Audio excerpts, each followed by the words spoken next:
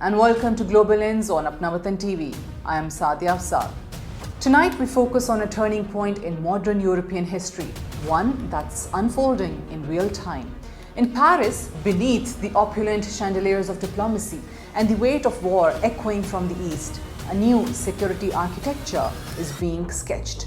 A bold initiative, a united stance, a message to the world. A coalition of the willing. Yes, that's the term French President Emmanuel Macron used last week, and it's not just rhetoric. This isn't just another summit, it's Europe drawing a line. Let's talk about what that means. Since Russia's full-scale invasion of Ukraine in Feb 2022, the global security order has been rattled.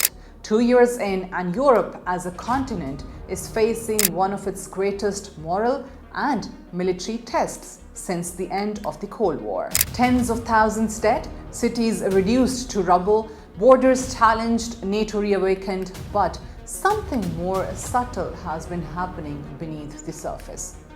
Europe, once a cautious observer of hard power, is now stepping out of America's shadow, and Ukraine has become the litmus test. Last week's announcement in Paris marks a shift from passive support to collective security responsibility. 26 nations, one purpose. Let's dive into Macron's actual words. He said, and I quote, "A coalition of the willing will finalize robust security guarantees for Ukraine in the coming days." Powerful, but what does that mean in practice? It means military training programs, it means intelligence sharing, it means air defense systems, tangible tools of deterrence, not just diplomacy. Macron emphasized that this coalition isn't merely symbolic. It's structured, it's strategic, and most importantly, it's scalable.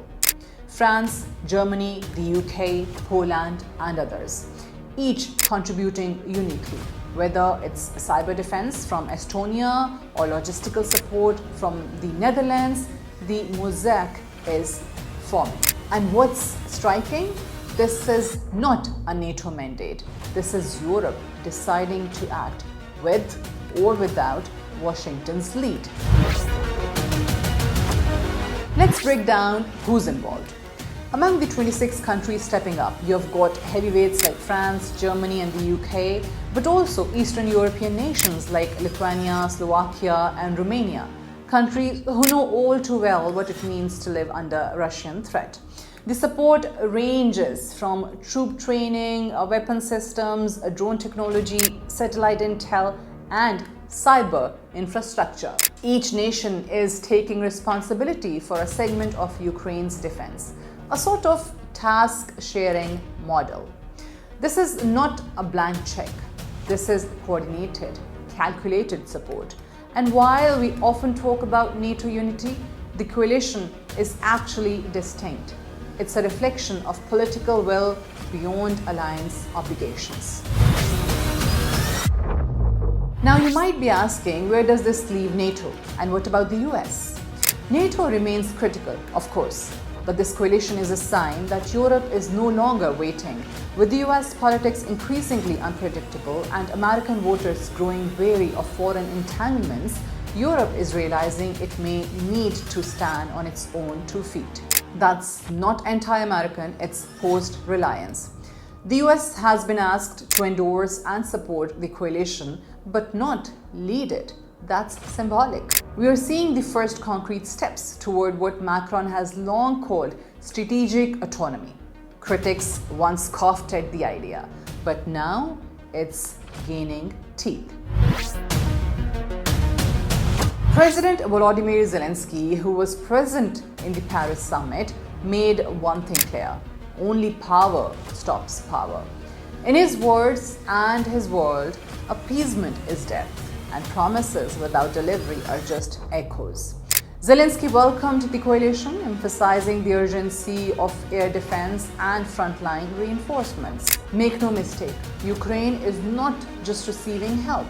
This partnership is about survival, but also about transformation. Let's zoom out for a moment.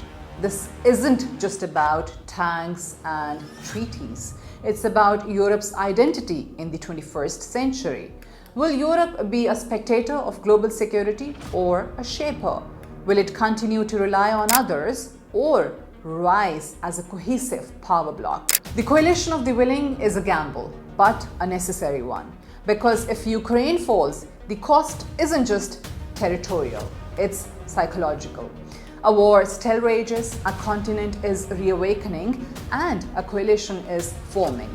Not out of convenience, but conviction. Macron's Paris summit may be remembered years from now, not for its fanfare, but for its function.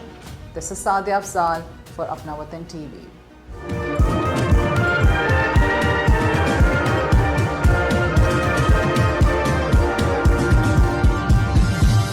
You are watching Apna Watan.